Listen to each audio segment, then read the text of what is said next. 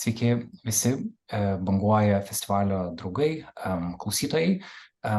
Sveiki prisijungę šį interviu su šį kartą dviem radio dokumentikų kūrėjoms. Tai yra Sigita Vegytė ir Ieva Balsiūnaitė. Šiuo metu Banguoja festivalyje. Jūs galite išgirsti jų kūrinį pavadinimu Jos nebėra nematomas batalionas – Ukrainos moterų kova už lygias teises kariuomenėje. Jį transliavo LRT radio dokumentikoje. Sigita ir Ieva yra LRT radio žurnalistės.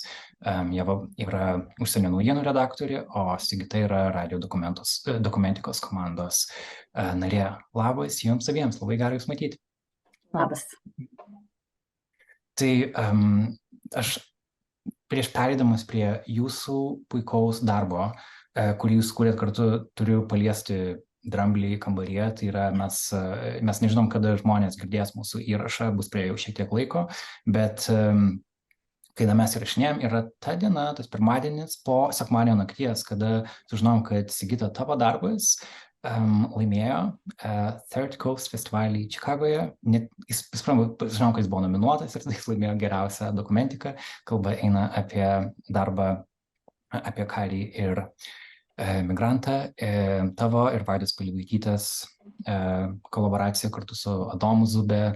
Tu buvai pagrindinė prodiuserė. Sveikinimai didžiuliai, tai yra istorinis pasiekimas. Sveikinimai, Sigita. Ačiū, labai ačiū, tikrai.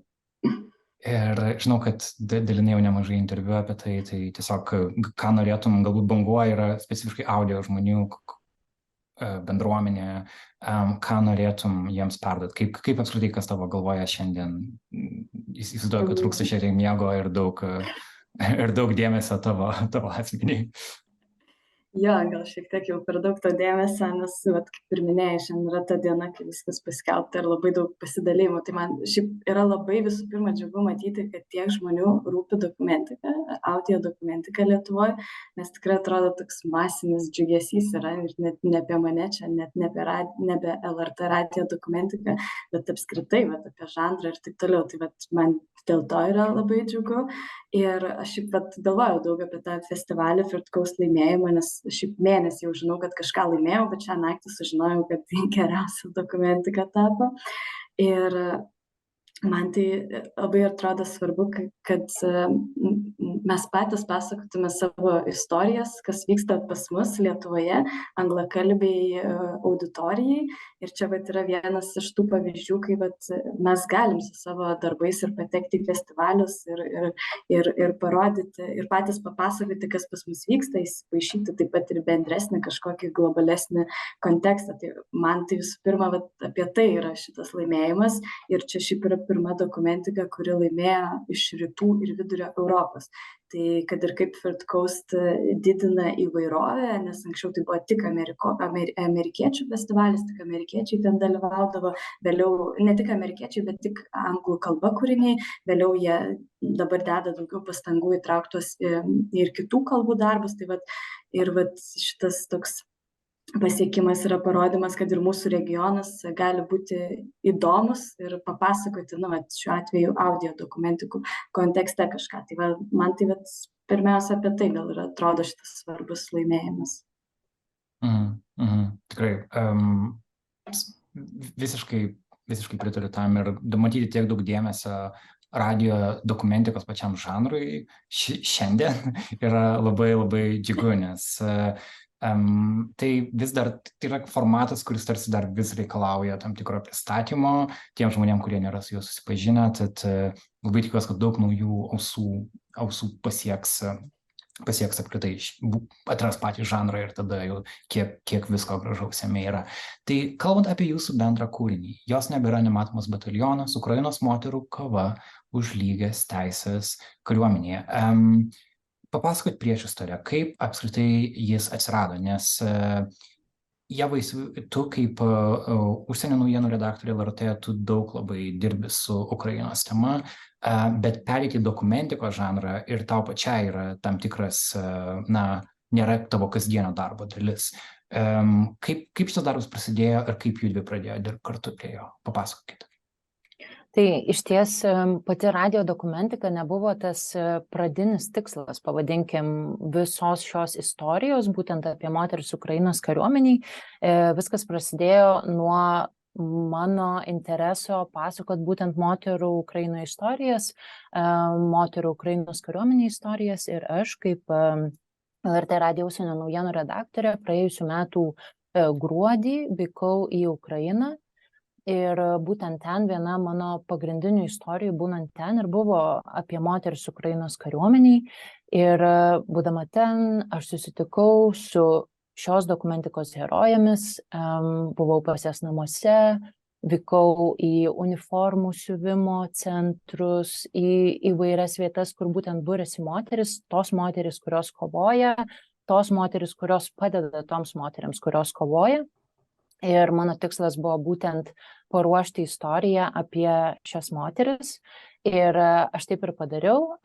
Padariau skirtingą, tokį pavadinkim, radio pasakojimų ciklą radijui. Tuomet ir LRT darė didžiulę akciją Radaro, manau, kad daugeliui gerai atpažįstama vasario 24-ąją, ir vėlgi ten mano segmentas irgi buvo moteris Ukrainos kariuomeniai. Ir iš ties tos, pavadinkim, medžiagos ir istorijų, visko buvo tiesiog didžiulė galybė, ir aš labai stipriai jaučiau, kad labai norėčiau paversti tai radio dokumentiką, labai stipriai jaučiau ir mačiau tai. Ir tada taip ir buvo, kad parašiau Sigitai, kad neatsimenu, ką tiksliai parašiau, bet mintis buvo tokia, kad Sigita, aš turiu tiek daug medžiagos, kad tai yra taip stipru, bet aš jaučiuosi šiek tiek pasiklydusi, ta prasme, kad aš su ta medžiaga jau dirbau tiek laiko, man atrodė, kad jinai man yra tiesiog į kraują įaugusi. Ir aš labai apsidžiaugiau, kad Sigita sutiko prisijungti ir padėti visas tas surinktas istorijas, visą tą istoriją sudėti į tą vieną vientisą pasakojimą, kuris ir nugulė šioje dokumentikoje. Tai čia gal tokia priešistorė prieš visą tą jau darbą su dokumentika konkrečiai. Sigita, prisimeni Ievos žinutę? Kaip sureagavai ją ir kodėl nusprendei, kad tai yra temas, kurią nori eiti tolyn? Neatsimenu konkrečios žinutės, bet tikrai atsimenu, kad buvo Ieva parašęs apie perdegimą nuo medžiagos ir pasimetimą joje, nes tiek jau daug dirbo su ja ir kad labai jos daug turi. Man gal čia du tokie dalykai, nes viena vertus tai yra įdomu padirbti ne su savo medžiaga, su kitų medžiagomis, nes ir tas žvilgsnis yra kitoks, nes kai tu pats renki medžiagą, tu prie jos labai prisirišęs esi ir panašiai. Tai kai ateina žmogus su savo medžiaga, yra įdomu jam padėti ją sudėti pasakojimą, nes tu ją taip gali iš tolo žiūrėti, tau nėra, kaip čia pasakyti, tokia brangi ir nesinori jos taip išvesti, ir tada gali gal taip šaltesnių protų sudėlioti. Tai čia vienas yra dalykas, bet ir man pati tema labai svarbi ir įdomi, nes aš šiaip mokusi magistrą TSPMI ir mano magistro tema yra su tuo susijusi. Tai būtent moterimis Ukrainos kariuomenėje. Tai man pati yra tema įdomi, tai aš dar ir dėl to labai norėjau su Ieva dirbti prie šitos dokumentikos ir padėti jai su šita visa Ukrainoje surinkta medžiaga. Pasakokit apie patį procesą tiem žmonėm, kurie nori suprasti darbo užkulisius. Tai, tu gauni iš Ievos daug garso failų ir kas tada toliau eina? Gal ne visai taip iš tikrųjų, nes mes kažkaip, aš tikrai turėjau labai daug garso failų, bet aš turėjau ir parašiusi jau labai daug dalykų. Ta prasme, kad tos naratyvinės linijos, jos kaip ir buvo aiškios, tai tarsi nebuvo, kad viskas gimsta iš niekur, tai to nebuvo. Mes iš ties jau buvo tie pagrindiniai taškai istorijos ir panašiai, viskas kaip ir buvo tas procesas kill your darlings, nužudyti savo tos brangiuosius. Jau buvai nužudžius. Jo, tas gebėjimas tiesiog atsisakyti to, kas galbūt yra labai įdomu, bet netarnauja galbūt taip tą istoriją ir panašiai. Aišku, pagrindinis tikslas buvo tiesiog išlaikyti pačių moterų balsus, leisti kuo daugiau jom kalbėti. Ir iš tikrųjų mes su Sigita dirbom visiškai paraleliai, tiek klausydamos garso failų, tiek rašydamos scenarijų mes truputėlį pasiskirstėm dalimis, kur galbūt aš daugiau iš lauko žinau ir bendrausiu su tom moterim, kur galbūt daugiau Sigita žino iš savo būtent domėjimosi šią temą, tai mes tikrai taip labai paraleliai, sakyčiau, dirbom koja kojon būtent šitame visame procese, nes vėlgi medžiagos buvo labai daug, tai tarkim aš galėjau kaip ir pasakyti Sigitai, kad štai pažiūrėk gal į tą failą, nes aš manau, kad čia yra tai, kas yra stipriausia. Tai tokia kolaboracija tarsi vyko. Ja, ir man atrodo, kad aš dabar tiksliai nepamenu, bet man atrodo, kad mes daugiau su kaip tekstu dirbom. Ta prasme buvo garso failai, bet Ieva buvo labai daug arba iššifravus, arba jau kažką parašęs. Ir tie užkulisiai tokie buvo, kad mes iš pradžių gal taip tekstinį dėliojam. Na, aišku, tu paklausai įrašus ir panašiai, bet jo, tas toks darbas pirminis yra labiau su tekstu, tu rašai ir po to garsą derini prie to teksto ir pagal tai redaguoji tekstą. Kas galbūt žmonėm, kurie nėra tiek susidūrę su šito procesu, gali atrodyti ir gal netgi kažkaip ne tai, ko tu tikiesi, ar ne, kad netgi kalbant apie garso mediją, tekstas yra tai, nuo ko prasideda, kas laiko visą struktūrą, ar ne? Tai yra įprasta jūsų darbo procese. Jo, man atrodo, jo, aš dabar taip galvoju, tai tie darbai eina paraleliai, klausimas ir rašymas, bet vis tiek tu turi parašyti scenarijų, tu kažkaip nesudėsi tik klausydamas pasakojimą, tu turi kažką parašyti ir man bent jau čia gal kiekvienam šiaip skirtingai, nes visi turi savo darbo kažkokius metodus, bet man, pavyzdžiui, yra lengviau matyti tekstu parašyti ir tada žiūrėti, kaip taip skamba. Man atrodo, Ieva irgi taip pat. Jo, lygiai taip pat. Tu tiesiog viską matai kažkaip prieš akis ir plus, kai tu jau žinai tą medžiagą, tai tu iš ties ją ne tik matai, bet tu ir girdi. Tu girdi, tiesiog tas tekstas, tu jį garsiškai girdi. Nežinau, gal čia taip filosofiškai skamba, bet iš ties taip yra. Labai sunku šitą paaiškinti, bet aš tai suprantu, ką Ieva sako. Pasikalbėkime apie pačią temą. Karas Ukrainoje yra analizuojamas ir skirtingų kampų. Ieva, tu minėjai, kad tau šis kampas, moterų rolės, ten tau buvo svarbus perduoti klausytojams. Kai tu vykai į Ukrainą, tu ieškojai pašnekovių šitai temai. Papasakok daugiau, kodėl tau tai buvo svarbi tema perduoti klausytojams. Man atrodo, toks, apie ką aš labai daug galvojau dar prieš važiuodama į Ukrainą, nes aš apie Ukrainą praktiškai kiekvieną dieną turėdavau kalbėti ir tai, kad, tarkim, tu matai naujienose, tai dažniausiai tai yra, nežinau, labai daug faktų, labai daug skaičių, bet yra galybė istorijų, kurios nepatenka į tas pagrindinės antraštės. Ir, pavyzdžiui, dabar, jeigu pasigūglini moteris Ukrainos kariuomenė, tu gauni milijonus straipsnių, tikrai. Bet tada to nebuvo, tada to buvo labai mažai ir aš pati turėdama ir pažįstamų Ukrainai, mes kažkaip kalbėdavom, kad tas šešėlis toks išlieka dar vis, kalbant apie šitą temą. Ir aš, kai važiavau, tai kalbėjau ten tiek apie, tarkim, seksualinę prievartą, tiek apie dalykus susijusius su gimdymais, tiek apie moteris Ukrainos kariuomeniai. Man tiesiog norėjosi išgirsti daugiau būtent moterų balsų, nes aš jų visiškai negirdėjau, visiškai. Tai dėl to tas fokusas ir buvo konkrečiai į moteris. Ir jeigu kalbant apie moteris Ukrainos kariuomeniai, man dabar kažkaip labai taip yra, ne tik, kad sudėtinga šnekėti, bet aš šiuo metu kaip tik skaitau Svetlanos Aleksijevič Karo veidas nemoteriškas ar karas neturi moters veido, priklausomai nuo vertimo.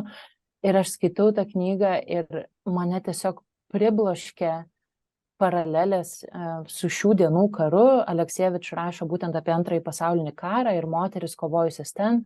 Ir ten yra visiškai tie patys klausimai, stereotipai, uniformos, požiūris į moteris, apie tai, kaip jaunos moteris norėjo į karą įstraukti visom priemonėm, bet jom nebuvo sudaromos sąlygos. Tai tu matai, kad istorija atsikartoja ir niekas nesikeičia. Nors dabar pasinaudodama progą noriu iš tikrųjų pasidžiaugti tuo, kad šį savaitgalį, mes kalbamės dabar rugpjūčio 7 dieną, Tai Ukrainos gynybos ministerija patvirtino pirmasias uniformas, vasaros uniformas moterim.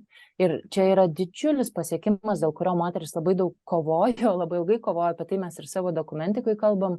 Dabar bus vykdomi bandymai ir dėl neperšaunamų liemenių. Ir dokumentikui vėlgi kalba moteris, Irina Nikorak, pavyzdžiui, kuri ir yra vienas tų pagrindinių veidų, kuris išstūmė šitą pokytį dėl uniformų. Tai man atrodo, kad mes šitų darbų irgi liudijam tam tikrus istorinius atsikartojimus ir tam tikrus pokyčius. Taip pamenu, ir dokumentiką klausant buvo vieta apie tai, kad anksčiau moterys Ukrainos kariuomenėje turėjo dėvėti vyriškas vyrų uniformas, ir net jeigu tai yra pati mažiausia. Tai iki šiol viskas tas pats. Taip, ir jas reikia kaip ir perdaryti, kad net ir pati mažiausia vis tiek yra dažnai per didelė. Sigita, tau, dirbant su šią medžiagą, kaip nebuvusiai kartu su Ieva ten, kas tave iš to, ką tu išgirdai, kas tave palėtė ir ką tu jautei, kad aš šitai noriu perduoti klausytojams taip pat, ir galbūt kokius būdus tu pasirinkai tiems dalykams perduoti. Nes radio yra ne tik apie informaciją, bent jau radio dokumentika nėra tik apie informaciją, jinai yra apie tam tikrą jausmą, kad tu turi ne tik išgirsti, bet ir pajausti idealiu atveju, ar ne? Tai yra, ir šita dokumentika, jinai tikrai tą perduoda, jinai tokia gan, sakykime, nežinau, pakankamai rami, bet tuo pat metu labai pilna galios. Tai papasakok, koks buvo procesas su duomenų, mes kalbėjome šiek tiek apie atranką jau, bet tiesiog kaip tu jautei, kad šitai, aš noriu, kad klausytojai šitai išgirstų ir aš pasistengsiu, kad jie tai išgirstų. Man vienas svarbiausių dalykų buvo, ir man atrodo, kas buvo gerai, nes Ievos surinktose istorijose, dar reikia Agnės Kamarakaitę paminėti, nes ir jinai dalį moterų vėliau su Ieva kalbino atskirai nuotoliu. Ir kas ten yra 3 moterų karių istorijos ir kas per jas atsispindi, kad tos 3 moteris yra labai skirtingos. Ir man atrodo, čia yra toks vienas esminių dalykų, kai mes kalbam apie moteris kariuomenėje ir apskritai moterį ir karą, vaizdavimą, visus stereotipus, kad nėra vieno moters tipo, kuris yra ten jautresnis, švelnesnis, kuris ten, kad ten, tarkim, moteris būtinai prisižiūri nagus, arba jeigu kariuomeniai ten jinai būtinai vyriškesnė yra. Kad nėra iš tikrųjų vieno to braižo moters ir kad jos yra skirtingos ir visos moteris, jeigu jos nori, gali būti kariuomeniai ir ne viena iš jų nėra blogesnė. Tai man atrodo, čia buvo labai stiprybė tose skirtingose istorijose, kad viena, tarkim, įsitraukia jauna mergina visiškai vedama adrenalino, kas šiaip būtų natūraliai prirašoma labiau, tai adrenalinas, tik tais vyrai įsitraukia vedami adrenalino, o moteris jos natūraliai švelnesnės, geresnės ir taip toliau. Tai ta įvairovė buvo labai svarbu parodyti, kad jos įsitraukia dėl skirtingų priežasčių ir jos tos pačios priežastys yra būdingos ir vyrams, ir moteriams.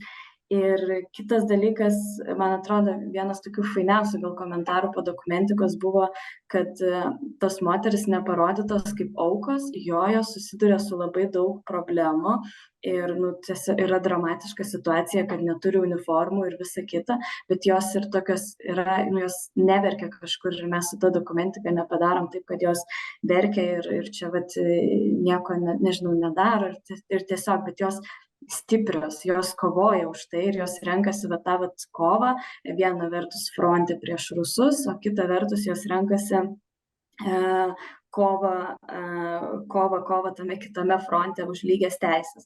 Ir gal dar trečias dalykas apie tas, nes vis tiek kare labai patirtis priklauso ir nuo lyties, kad ir tarkim, ir vyrai, ir moteris gali dalyvauti kovoje, bet vis tiek seksualinė prievarta dažniau vykdoma prieš moteris. Tai man atrodo, mums buvo su Ieva irgi labai svarbu įdėti tą aspektą apie seksualinę prievartą, ką pačios moteris mano apie patekimą į nelaisvę, kaip jos jo bijo ir taip toliau, nes iš tikrųjų daugiau seksualinės prievartos karuose patiria moteris. Tai sakyčiau, gal šitie 3 dalykai buvo labai svarbus parodyti.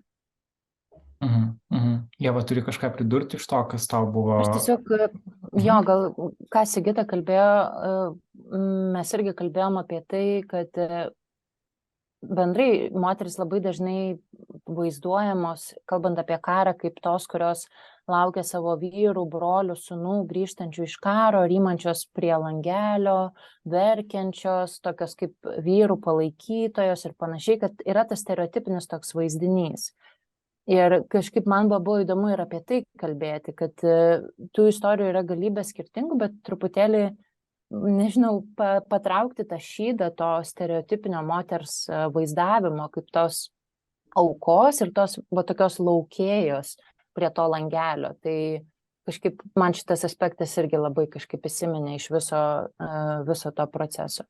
Ir tada gal dar tai, kad tarkim, kai prasidėjo plataus masto karas, buvo panaikinti visi absoliučiai draudimai moterim ten užsimti tam tikrom koviniam specialybėm ir panašiai. Ir aš tiesiog irgi daug galvoju apie tai, kad gal kartais dėja, bet reikia kažko didesnio už tave patį, kad įvyktų kažkoks supurtimas ir tu truputėlį pabustum iš visų tų, nežinau, stereotipų, įsišaknyjusių įsitikinimų, einančių iš kartos į kartą ir panašiai. Tai vėlgi, galvojau irgi labai daug apie tokio stiprumo patirtis kaip plataus masto karas. Aš čia dar gal pridėsiu, kad mes irgi, man atrodo, viena iš temų, apie ką kalbėdavom su Ieva darant dokumentiką, kad tas karas yra labai žiaurus, plataus masto karas, bet jo kaip ir reikėjo, kad jisai išjudintų tos pokyčius. Tai čia tas toksai paradoksas ir mes jį irgi bandėm parodyti dokumentikoje, kad viena vertus karas yra žiaurus, bet kita vertus jo tas žiaurumas prisidėjo prie tų pokyčių, kurių taip moteris norėjo. Ir toks dar aspektas, kad šita mintis yra ta mintis, kurią išsakė kiekviena mano sutikta moteris. Ja. Būtent apie karo ir pokyčių šitą netikėtą. Kad čia yra neatsiejami dalykai, kad šita baisi patirtis išjudino pokyčius. Tai labai daug yra ir pačioj Ukrainoje kalbama būtent apie tai. Kad toks kažkaip labai sudėtinga tema, bet moteris, su kuriom, tarkim, aš bendravau, kad jos bando pabrėžti būtent tą aspektą, kad karas žiaurus, bet įvyksta ir tam tikri lūžiai, kurie labai reikalingi mums buvo kaip šaliai. Čia cituoju vieną iš herojų, Kateriną Primak, kuri dirba būtent su moterimis veteranėmis. Nes iš tikrųjų ir tie pokyčiai iš tikrųjų prasideda 14 metais, tai nuo Rusijos rytų Ukrainoje pradėto karo ir Krymo aneksijos, Maidano visų dalykų, nes moteris ieško būdų, kaip eiti, kaip įsitraukti ir ginti savo šalį. Ir tada yra jau judinami tie pokyčiai, keisti ir sistemą, kad jinai sudarytų daugiau sąlygų moterims. Tai iš tikrųjų viskas labai tiesiogiai yra susiję. Mes turim dar šiek tiek laiko. Aš noriu jūsų paklausti apie tai, ką mes šiek tiek kalbėjom prieš prasidedant mūsų įrašui. Tai yra apie bendradarbiavimą ir taip mes palėtėm šiek tiek to aspekto, bet man norisi jį dar išplėsti, nes vis dėlto, kada tu dirbi ypač su karo tema, kuri ne iš karto siejasi su mirtimi, su destrukcija, tai visas tas bagažas ateina su jie kartu. Ir vienam, kaip būnant žurnalistu, yra šiek tiek pavojinga tame per ilgai būti ir yra būtinas kažkoks kolegiškumas, atliepimas vienas kito. Tai šitas jūsų bendradarbiavimas atrodo kaip, kad jum viena kitai padėjo buvimas, ne tik iš tos granai techninės pusės, kad man reikia pagalbos kažkaip apšlifuojant šitą medžiagą, kurią aš turiu, bet yra ir tam tikras kolegiškumas kartu išgyventi, pereiti per šitą laiką, kuriame mes dabar esam, ar ne? Nes karas liečia mūsų Lietuvoje taip pat, nes netiesiogiai, bet jo fonas visada yra. Ir atrodo, kad solidarumas tarp žurnalistų jis labai labai svarbus dabar yra. Aš norėčiau jūsų minčių daugiau apie šitą procesą, kaip dirbant su karo Ukrainoje tema, kodėl svarbu nelikti mums po vieną. Ieva, gal tu pradėsi, man atrodo, tavo gal įdomesnė patirtis, kaip buvus Ukrainoje. O aš kaip tik apie tave pagalvojau dėl būtent Ukrainos kūrinių, bet galima pasidalinti. Nežinau, man atrodo, tas darbas kartu šiaip tikrai yra be proto svarbus. Mes jau šiek tiek kalbėjom apie tai, bet pavyzdžiui, man būnant ten, man atrodo, turiu, konkrečiai kalbant apie šitą istoriją, skirtingą emocinį prisirišimą. Jis nėra, tarkim, kažkoks mažesnis, jis nėra kažkoks didesnis, jis yra tiesiog skirtingas, nes, tarkim, aš ten buvau, aš prisimenu tų žmonių akis, jų rankas, aš atsimenu, kaip atrodo jų namai, įvairias šitas detalės ir aš tiesiog, tas prisirišimas yra visai kitoks prie tos istorijos. Ir man, pavyzdžiui, darbas su Sigita, kurią aš labai žaviuosi kaip kolege ir kaip dokumentikų kūrėja, man tai atrodo, kad tai visą tai perkelia į tam tikrą kitą plotmę. Ir nežinau, ir mes, tarkim, diskutuojam, visus tos diskusijos, man atrodo, kad jos tik papildo istoriją. Ir mes nemažai su Sigita kalbėjom apie tai, kad ji dalyjosi, nes jis dažniau dirba su dokumentikom negu aš, kad koks tas darbas dirbant dviese yra visai kitoks. Ir aš iš savo patirties irgi tiek dirbant, pavyzdžiui, su dokumentiniais filmais, kai tu dirbi su kažkuo kitu, tu daliniesi mintim, tas procesas yra visiškai kitoks. Jis yra daug, pasakyčiau, lengvesnis, nors šitas žodis ir keistas gal, nes šiaip tikrai sudėtinga yra nudirbti šiaip su istorija, tai reikalauja daug jėgų, emocinių jėgų, įdirbio ir panašiai, bet kai tu esi dviese, nežinau, viskas atrodo daug lengviau, randi sprendimų, kurių galbūt nesugalvotum vienas, arba galbūt tau užtruktų ilgiau laiko iki jų prieiti. Labai nuostabu yra konstruktyviai kritikuoti vienam kitą, tai aš kažkaip šitą irgi labai branginu. Tai jo, čia gal tokios pagrindinės mintis būtų. Aš gal šito viskam antrinu, ką Ieva pasakė ir kiek aš esu viena dirbus prie dokumentikų ir vėliau su kažkuo dviese ar trise, tai visiškai yra kitaip, nes man atrodo, tas esminis yra dalykas, kad kai tu vienas, tu tiesiog dvejoji, čia gerai ar blogai, čia visiškai blogai ar visiškai gerai, o kai tu esi dviese ir, tarkim, jūs taip greičiau priimat sprendimą, jo, bet čia gerai, ir viskas ir darot. Arba, pavyzdžiui, nesutampa nuomonės, tai tada tu pradedi argumentuoti, kalbėtis ir kažkuris nugali savo argumentais ir vieną kartą vienas, kitą kartą kitas ir dėl to yra daug lengvesnis procesas ir man atrodo, čia apskritai nesąmonė, kad dokumentikas kažkas daro po vieną ir jos turėtų būti daromas komandose ir man atrodo, paskutiniai išėję pavyzdžiai tą įrodo ir Nara ta pati ir radio dokumentika ir aš pati jaučiu, kad mano dokumentikos yra stipresnės tos, kurias padariau su kitais žmonėmis, nepaisant to, kad prie Firtkaus laimėjusias praktiškai viena dirbau, bet vis tiek man padėjo kolegos, nes ta pagalba yra labai svarbi ir tai čia apie tą bendrą darbą. O šiaip, ką Ieva minėjo, kad jinai grįžus iš Ukrainos ir surinkus tą medžiagą turi tą emocinį prisirišimą, nes atsimena žmonių akis ir taip toliau.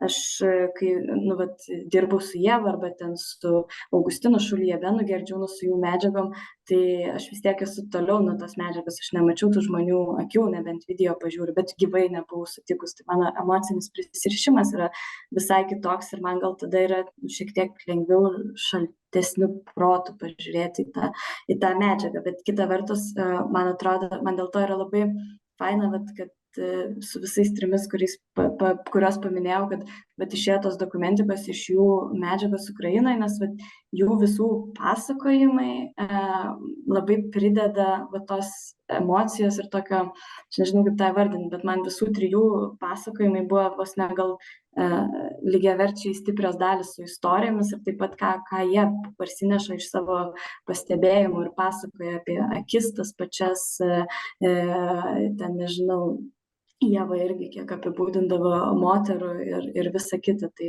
čia, man atrodo, dokumentikos privalumas, kad galima tada įpinti jų šitos pastebėjimus ir pasakojimus, kurie labai labai praturtina.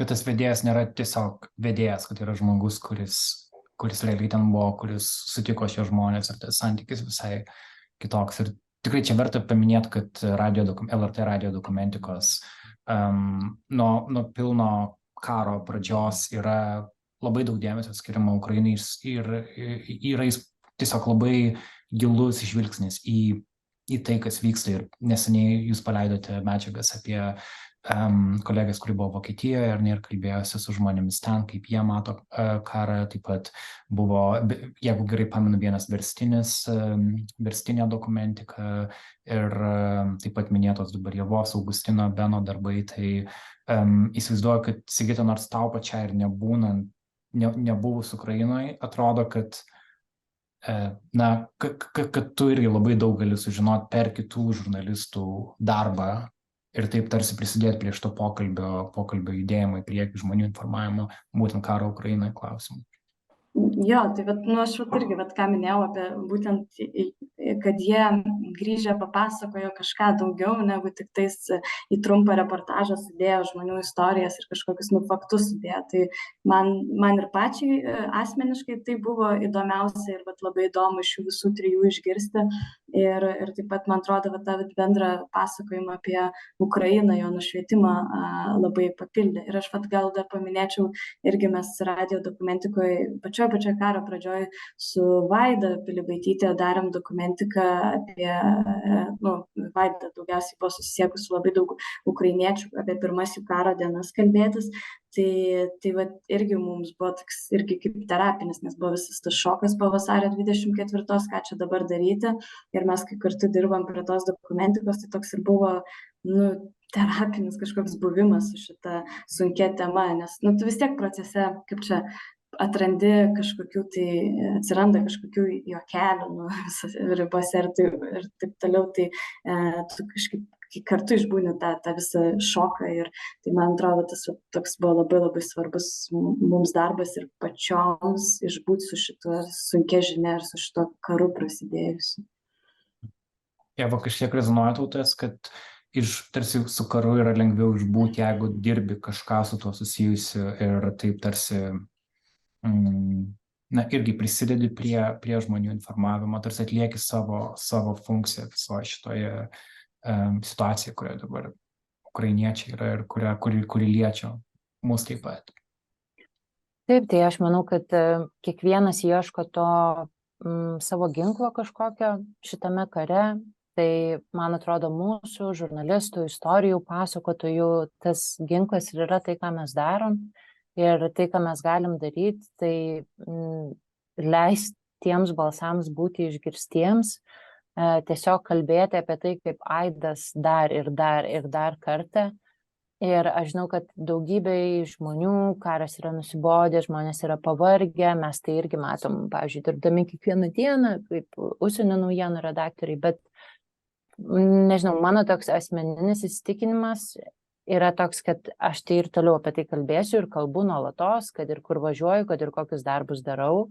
Ir nežinau, man tas karas nei kiek, koks jis buvo didžiulis tom pirmom dienom, toks didžiulis jis yra man ir šiandien.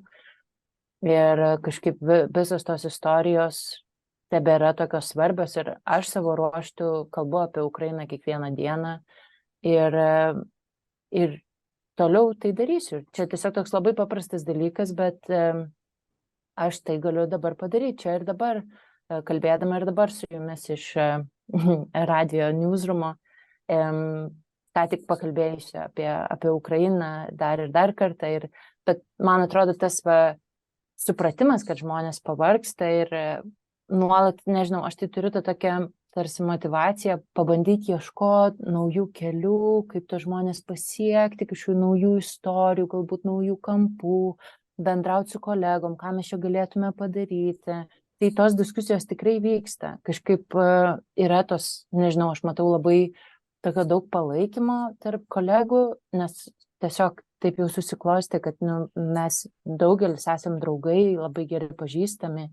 Ir tas, nežinau, to palaikymas yra labai svarbus ir jis, man atrodo, tikrai vyksta.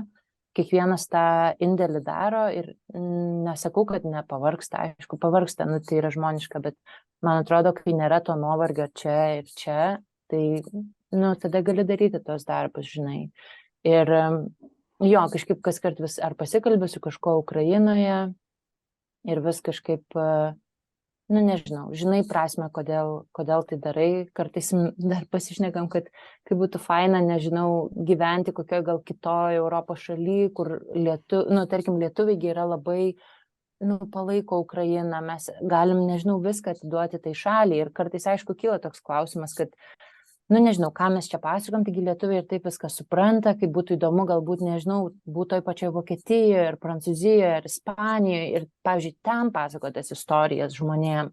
Bet vėlgi, pavyzdžiui, tai, ką ir Sigitos, tarkim, šitas laimėjimas parodo, kad yra tų būdų skleisti tą žodį, tas istorijas ir leisti joms būti išgirstoms.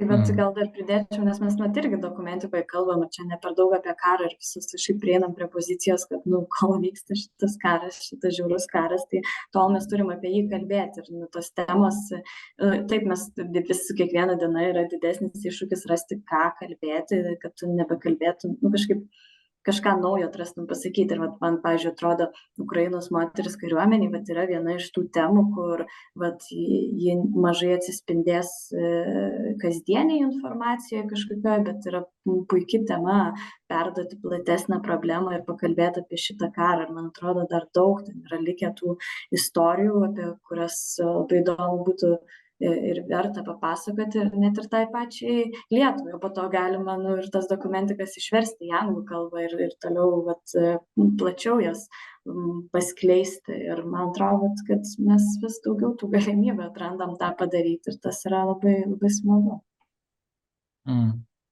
Tikrai taip. Sigita, ačiū labai už jūsų darbą, ir gerai žinot, kad Banguoja festivalio ribose jis irgi yra įvertinamas, ir kad taip galės jūsų darbą atrasti tie žmonės, kurie galbūt jo dar neatrado, arba specifiškai galės skirti dėmesį šiai dokumentikai. Priminsiu, vadinasi, Jos nebėra nematomas batalionas, Ukrainos moterų kova už lygias teisės kariuomenėje. Jo prodiuserė yra Ieva Balsiūnaitė, o redaktorė Sigita Vegytė. Iki susitikimo festivalyje gyvai, ir ačiū labai jums abiems už pokalbį šiandien. Ačiū tau.